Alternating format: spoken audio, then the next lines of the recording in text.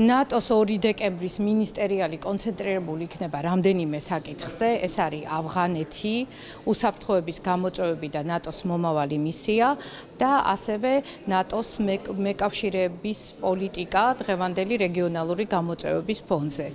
ჩვენთვის უაღრესად მნიშვნელოვანია, რომ საქართველოს როგორც ISAF-ის ერთ-ერთი ყველაზე აქტიური ქვეყანა სრულფასოვნად იყო და იქნება ჩართული ამ დისკუსიაში. ეს შეხვედრა ასევე მინისტრების დონეზე მნიშვნელოვანია, როგორც ბოლო შეხვედრა ISAF-ის შემაჯამებელ კონტექსტში და ასევე პირველი შეხვედრა მინისტრების დონეზე ახალი მისიის გადამწყვეტი მხარდაჭერის ფარგლებში. საქართველოს ამ პროცესში ჩართულია სრულფასოვნად, რაც კიდევ ერთხელ მოწმობს, რომ მიუხედავად გამოწვევებისა, საქართველოს განუხრელად აგრძელებს თავის ევროპული და ევროატლანტიური კურსის ფარგლებში განხორციელებული ვალდებულებების განხორციელებას და თავისი წვლილი შეაქვს გლობალური უსაფრთხოების საქმეში. შესაბამისად, პლენარულ სესიაზე ჩვენ ამ თემაზე ვისაუბრებთ და ამასთან ერთად ხაზს გაუსვავთ იმ პრობლემას, რასაც ბოლოდროინდელი მოვლენების განვითარება ზოგადად ქმნის რეგიონალური და ასევე ტრანსატლანტიკური უსაფრთხოების კონტექსტში.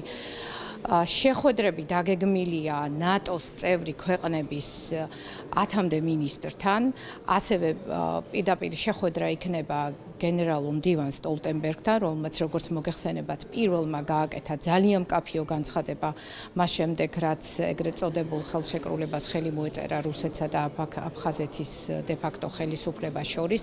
დღესაც მან ძალიან მკაფიოდ გააკეთა განცხადება თავის მინისტერიალის წინა პრესკონფერენციაზე, რომ ნატო და ნატოს წევრი ქვეყნები გმობენ რუსეთის ქმედებას და მხარს უჭერენ მკაფიოდ საქართველოს ტერიტორიულ მთლიანობას, არ აღიარებენ არც ერთ ხელშეკრულებას, იმიტომ რომ ეს არის პრინციპის საკითხი და ნატო და ნატოს წევრები სწორედ განუხრელად იცავენ იმ პრინციპებს, რომელსაც ქვია ტერიტორიული მთლიანობა და საზღვრების უღრმეობა. შესაბამისად, ჩვენი საუბრის ძირითადი თემა იქნება ყველა ის პრიორიტეტული საკითხი, რომელიც აქვს საქართველოს დღის წესრიგში ნატოსთან ინტეგრაციის გზაზე. ეს რასაკვირველია ეხება პაკეტის უელსის შემდეგ მიღებული პაკეტის ეფექტიან და დროულ ამოქმედებას. უკვე კონკრეტული გეგმა არსებობს, რომ წლის ბოლომდე უნდა შეიქმნას მმართველი ჯგუფი და სხვა ორგანიზაციული საკითხები ჩამოყალიბდეს თავდაცვის სამინისტროში. ძალიან მნიშვნელოვანია, რომ ყველა ის დაგეგმილი ვიზიტი, ყველა ის ფორმატი, რომელიც არსებობს ნატო-საქართველოს ურთიერთობებში, განხორციელდეს დროულად, იმიტომ რომ ეს დინამიკა საქართველოს ძალიან ჭირდება.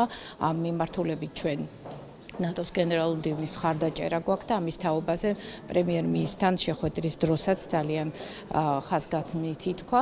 რასაკვირველია, ყველა ჩვენ პარტნიორებთან ვისაუბრებთ საქართველოსთვის მაქსიმალური მხარდაჭერის მობილიზაციაზე და ყველა იმ პრიორიტეტულ თემაზე, განსაკუთრებულად რეგიონალური გამოწვევების კონტექსტში. ანუ გრაფიკი ძალიან დაძაბულია და ძალიან მნიშვნელოვანია, რომ ეს ხდება დღეს, როცა საქართველოს მუშაობს და მაქსიმალურად ცდილობს ყველა საერთაშორისო ფორმატი ორმხრივი თუ მრავალმხრივი გამოიყენოს თავისი მხარდაჭერის მოსაპოვებლად.